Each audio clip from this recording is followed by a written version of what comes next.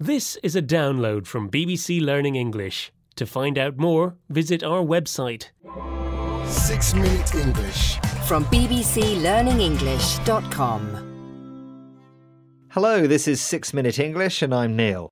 Joining me for our discussion is Georgina. Hello. Now, Georgina, you're a chatty, sociable kind of person, aren't you? Well, yes, I think so. But would you go up to a stranger and strike up a conversation?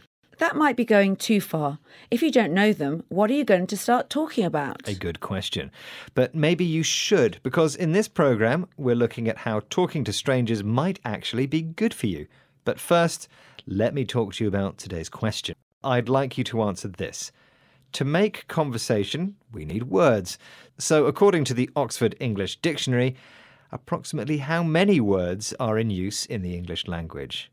Is it A, 171,146, B, 271,146, or C, 371,146?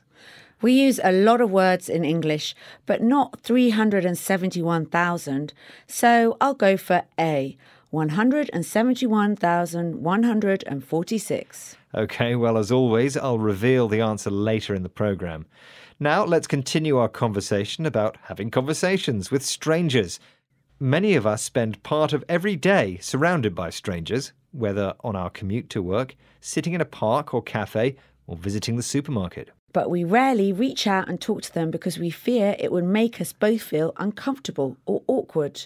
And Gillian Sandstrom, social psychologist from Essex University in the UK, can explain why.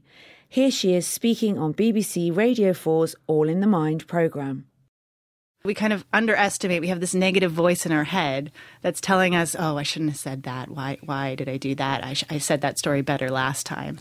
But the other person doesn't know any of that. And they're probably, they might be anticipating that they won't have a positive conversation. And then they do. And they think, wow, that person was amazing. So we walk around with this fear that the other person isn't going to be interested in talking to us. Fascinating stuff. So we have a negative voice in our head telling us about all the bad things that might happen. We basically underestimate ourselves. To underestimate means to think that something is smaller or less important than it really is. We worry that what we say won't be interesting or important enough. But the other person doesn't know that. They're also anticipating or guessing the outcome. They're thinking that if they have a conversation, it won't go well. But of course, when strangers do talk to each other, it normally goes well. Yes, it's just fear that is stopping us. But if we get over that fear and get chatting, people might actually like us. We might make new friends.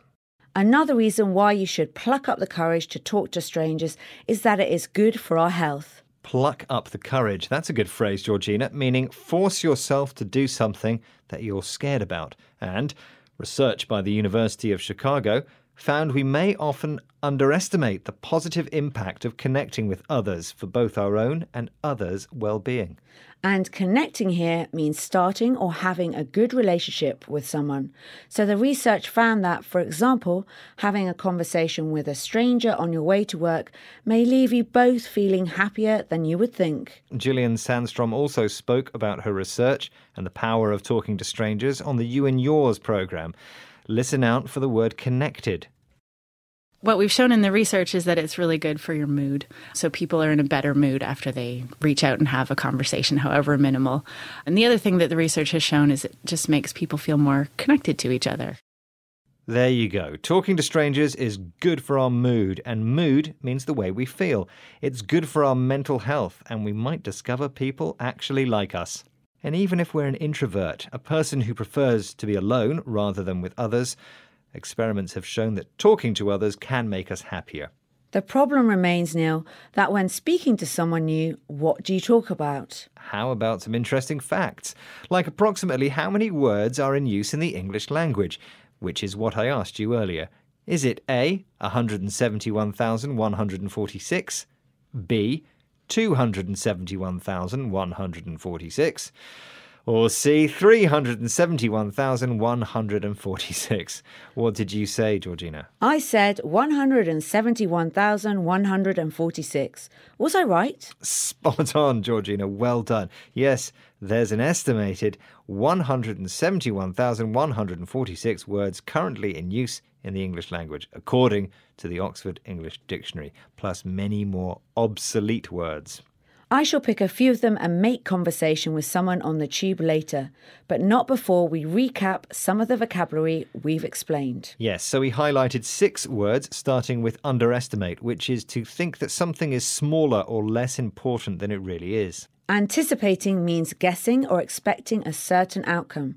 I anticipate this programme to be 6 minutes long. That's a given. Next, we mentioned the phrase to pluck up the courage, meaning to force yourself to do something that you're scared or nervous about. When you connect with someone, it means you start or have a good relationship with someone. I think we've connected on this programme, Neil. Absolutely, Georgina. And that's put me in a good mood. Mood means the way we feel. And finally, an introvert is a person who prefers to spend time on their own. Thanks, Georgina. Well, that's our conversation over, but you can hear more from us on our website and on our app. Goodbye. Bye. 6 Minute English. From the BBC.